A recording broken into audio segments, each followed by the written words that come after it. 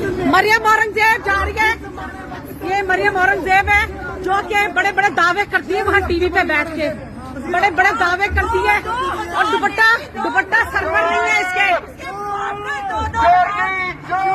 ये देखो, ये चोरों की सरदार नहीं है, चोरनी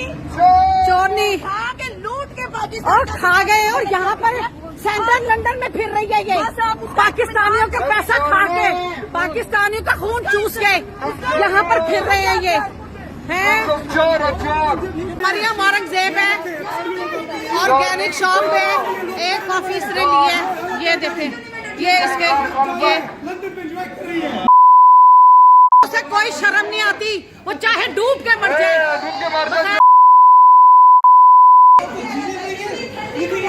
मैं तो कह रही हूँ ये एक्शन देखो जरा, एक्शन देखो जरा। सारी बातें छोड़ो, इसकी सारी बातें छोड़ो।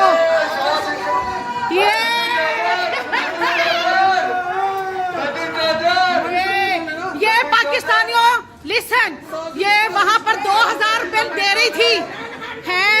और मेरी बात सुनो, वहां पर ये कहती है 10,000 पे 2000 देगी। यहाँ पर तो ये शोर पाकिस्तानियों का पैसा, मुसलमानों का, ये जनाब जी उन लोगों का, ये बेशर्मी। ये देखिए जी,